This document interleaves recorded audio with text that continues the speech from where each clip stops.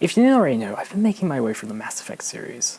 Like I explained in a recent video, the series seems right up my alley, but yet it took over 10 years for me to finally get around to playing it. Unfortunately, as I discussed in my speedrun episode on Mass Effect, while I didn't regret my time with it, I found it to be full of problems, everything from poor sound, mediocre world design, and gameplay that could best be described as okay. That said, I saw potential. The story was pretty alright, and I also fell in love with the fantastic characters. As a result, it wasn't long until I started Mass Effect 2.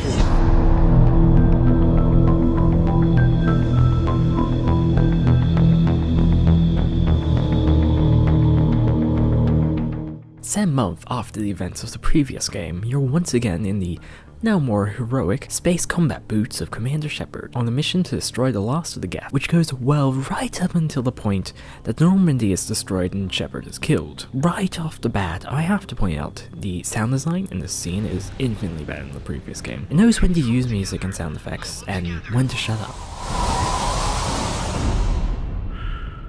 But anyway, the setup for Mass Effect 2 is a new big evil set of villains, the Reapers, ready to destroy the universe, and Shepard has to stop them with the help of shady organization Cerberus. Inherently, Mass Effect 2 tries incredibly hard to be more dramatic than the previous game, but without really raising the stakes. Case in point, as I pointed out, Shepard is pretty much killed in the beginning of the game, but this doesn't really have any consequences. Yeah, they'll be fine, because they're on the cover, so there's nothing too interesting about them being killed. Similarly, the way they're brought back is only really used to illustrate that Cerberus is inherently powerful, not really anything else. Compare that to my beloved Deus Ex Human Revolution. It similarly starts with its main character being killed, but it ends up being used as a way to explore the in-universe augmentation debate, and to a lesser extent, Jensen dealing with suddenly being augmented. Similarly to Mass Effect 2 has a large and mostly fantastic cast of characters. The 6 characters from the previous game have been increased to, depending on you if you have the DLC, anywhere from 9 to 11. Returning from Mass Effect are fan favorites Tali, the Quarian tech expert, Garrus, the Turian ex-CSEC operative turned Normandy crew member, and Joker, your cocky but funny pilot. New, however, are your Cerberus companions, Miranda and Jacob. Miranda is initially portrayed to be something of a cold-hearted bitch, but this facade quickly evaporates, with her quickly becoming the sympathetic side of Cerberus, and for better or worse, the sexy side. Jacob, on the other hand, manages to do the impossible, and somehow be less interesting than the previous game's portrayal of Kaidan. Outside of Cerberus, new characters include Mordin Solus, a scientist who'd been studying the Krogan genophage, the disease that effectively wiped out a large amount of the Krogan population, Jack, who's incredibly intense and hates Cerberus with a passion for experimenting on her as she grew up, making her inherently the antithesis of Miranda. Grunt, a lab-grown Krogan who's intended to create the perfect Krogan as a possible solution to the genophage, who's joined the Normandy team as a way to deal with his desire for violence. Samara, an Asari Justicar who shows us a more brutal and ruthless side to the Asari. Thane, a Drell, a new reptile-like race newly introduced in Mass Effect 2, who's rumored to be one of the most skilled assassins in the galaxy. ED, a VI, think Siri, but actually useful, who's Joker's companion. Reproduction is not intended to be perfect, Mr. Moreau. Seamless improvements were made. And there's the downside.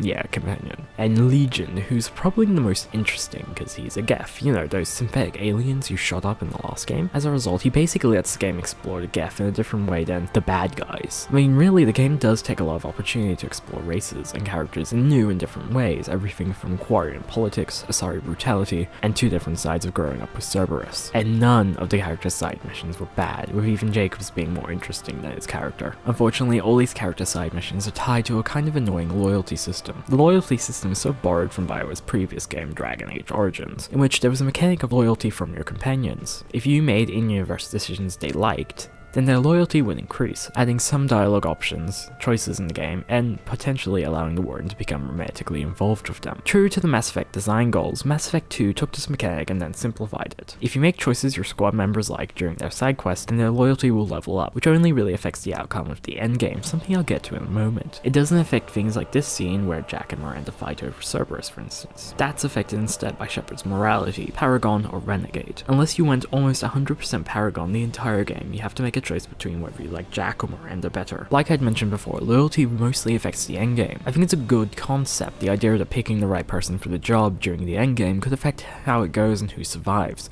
but since it's tied to loyalty, with the exception of your first tech expert who can die if you don't complete the level fast enough, you pretty much only have to select characters who like you. Case in point, Miranda was down on loyalty with me, so I just took her along as my squad member, and it was fine. But perhaps my biggest issue with Mass Effect 2 is the fact that in order to tighten up gameplay, it made the world more into levels, and less into a universe. As a result, the levels are made up of waist-high walls, perfect for you to hide behind, and corridors pushing you in the direction of the plot. In fact, the game's world is a lot less open feeling. My favorite example is the Citadel. The Citadel in Mass Effect 1, for me anyway, was the game's best point. It was large and gorgeous, feeling like an impressive space station. Mass Effect 2's Citadel is comparatively smaller, and generally awkward feeling in comparison. Which is funny because Mass Effect 2's Normandy feels like a logical improvement. It's less a hollow feeling set piece, and feels more like an actual ship that people live on. There's even a mess sergeant now, which is awesome. It's a sort of tiny detail that's incredibly easy to ignore. In fact, the entire Normandy feels a lot more alive than the previous game. Similarly to the world design issues, missions are far less seamless than the previous game. While the previous game will let you finish your missions seamlessly, with a cutscene or maybe some comms chat to let you know, Mass Effect 2 has decided to go much more in your face with an incredibly cheesy mission report page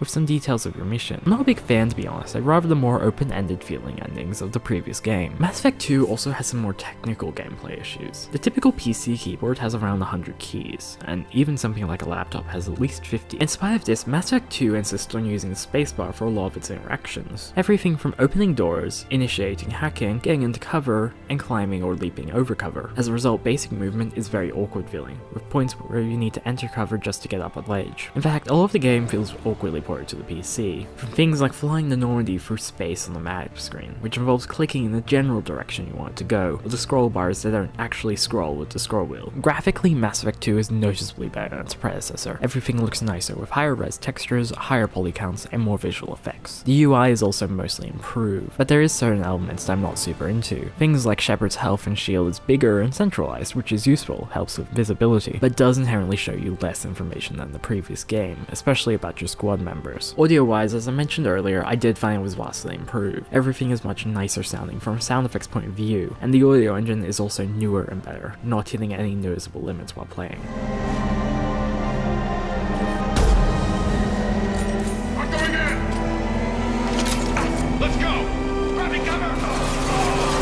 But perhaps the most significant change audio-wise is the music. Jack Wall and Sam Hullock were joined by David Cates and Jimmy Hinson to create a soundtrack that's noticeably better than the previous, if not necessarily much more memorable. Perhaps it's because I'm not particularly attached to the game, but with the exception of the suicide mission,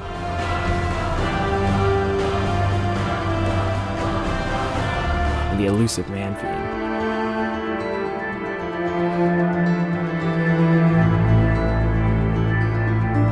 I didn't really find any of the music very iconic, and the latter may be related more to the fact that it played every time you finished the mission. But not being iconic and being bad aren't the same thing, and the music here is still pretty good. All in all, Mass Effect 2 is a solid improvement on a flawed but okay game. Sure, it has technical issues, poor PC controls, and some gameplay issues like an annoying loyalty system. It vastly improves upon Mass Effect with superior story, improved graphics, and a better OST, combined with a fantastic combination of new and old characters. While I don't see myself finishing the original again anytime soon, I could totally see myself finishing this one again at some point. And with that, I'll be interested to check out Mass Effect 3 soon.